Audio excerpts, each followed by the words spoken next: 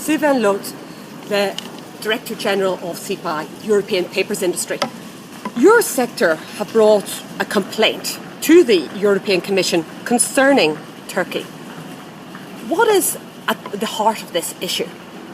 Turkey has introduced over the past 2 years a very cumbersome licensing system for European exporters into Turkey that affect directly the paper industry. We export 1.6 billion euros of goods to Turkey on an annual basis. Turkey is now requiring for some specific materials, copy papers and others, very specific confidential information each time an exporter brings the materials to Turkey. This is an infringement to the custom union agreement we have with Turkey, and it has been operational since 1995. So we need to go back to the rules, we need to go back to the spirit of the rules, and that's the reason why we have introduced this complaint, in infringement with the custom union agreement, in infringement with the WTO procedures and rules. Can you put a cost that your sector has suffered, in a sense, because of these restrictions? It directly affects 150 million euros of exports from EU to Turkey.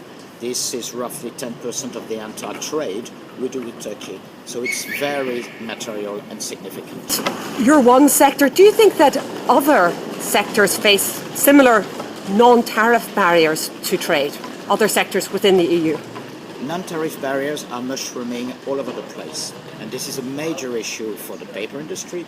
We know it's a major issue for other exporting industries in Europe. In the specific field we are concerned regarding the non-tariff barriers that Turkey is imposing, we understand that other industries at European level are very closely watching our areas or action, such as the textile industry, which is also affected by similar measures.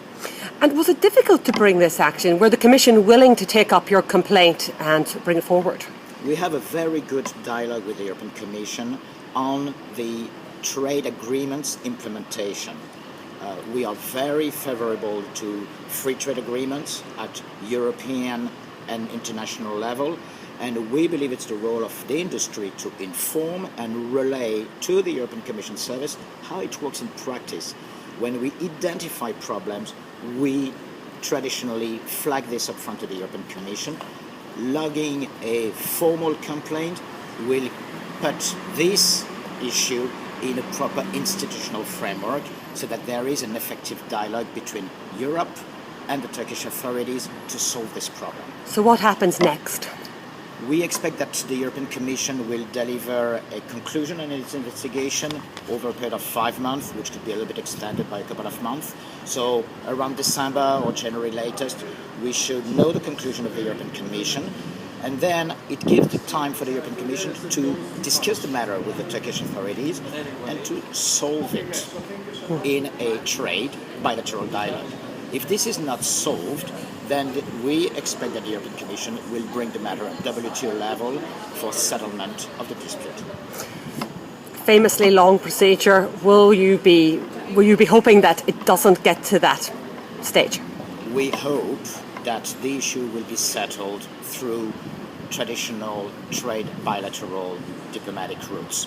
Said that, we had the experience of bringing the case up to WTO, and we won some of the cases, such as against Russia. So we are ready to go up to the level that is necessary to settle the issue. We've seen a lot of demonstrations in the EU against CETA, against TTIP, these trade agreements. Citizens are concerned that the EU doesn't get a fair deal with fair outcomes. What can the Commission do to reassure citizens that open trade is good for them?